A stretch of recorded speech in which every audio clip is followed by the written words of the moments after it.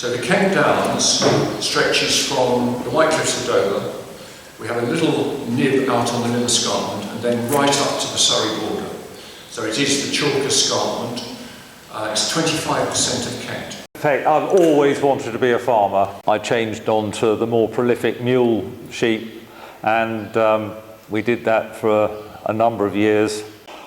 Over the following years, they started to work. He had a single employee, and they were making chestnut fencing during the day, and father would deliver it at night, very often with my mother in tow, and that was an old army lorry, driving 200 miles. So this one is what they call a French burstone. These are, I was told, to be the best stone ever for doing white flour.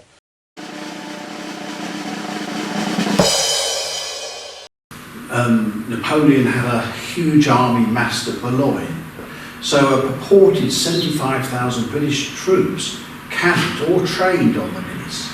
And these were Wellington's strategic reserve, ready to march to any Channel coastline if Napoleon had tried to invade. The Minnis is a manorial common, or more accurately, the waste of the manor of Upper Hardres. One of the things I love about the Minnis is you can walk when there are lots of other people there and you don't have to see them. Because if you know where you're going, you can take a route where they're behind trees or scrub. The end result is that we've got animals on the common. We're trying to restore the acid heathland, and with a degree of success, I'd like to say.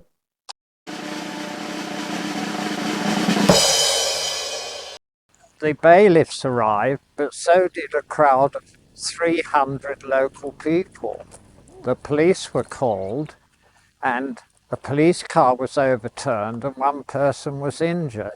There were 4 chapels built within the parochial parish. The post office in Bossingham closed, but the one in Stelling was kept open.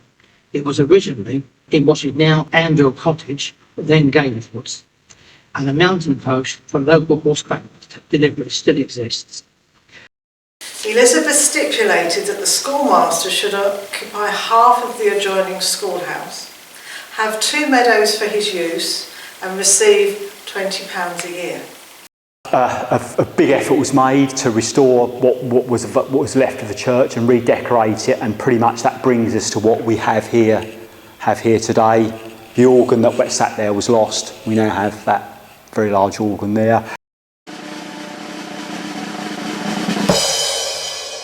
Every Monday morning, or about lunchtime, there was a clip clock down the road, and I would always go and investigate to see what was coming along. And there coming down the road was a horse and cart, very old horse and a wonderful old cart, but no sign of anybody else. And it was always, the horse would turn right opposite Riddlings to the Hales, who had chickens, and would come to abrupt halt at the gate. And at that moment, out popped Alec, with his wonderful miller's flat cap, having been asleep all the way from the mill, with the horse on complete self-drive. Then we had this kind of thin metal wire, and we suspended it. You can still see the points, 4 metal hooks, 2 either side, came down, and we had this basically swinging table. Yes. And that was our magic carpet. The building by the bus stop, still known as Locke's Garage, between Stelling, Minnis and Bossingham, was our filling station, where you could buy both petrol and diesel. It was run by Harry Locke and his wife Maud. Harry, although a dry old stick, loved children. Now, Jessie Evans got into difficulties. I'm not sure what.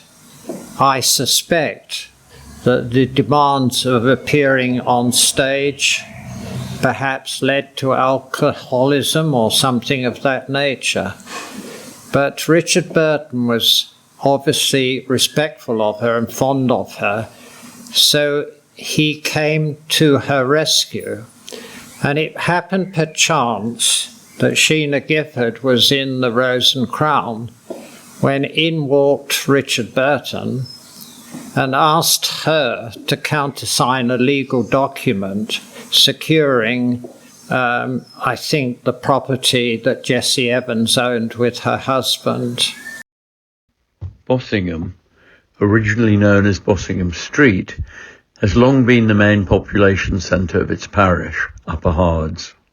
In 1829, author W.H. Ireland wrote, "There is no regular village, but at a small distance near Stelling in the Minnis, a hamlet of cottages called Bossingham remains."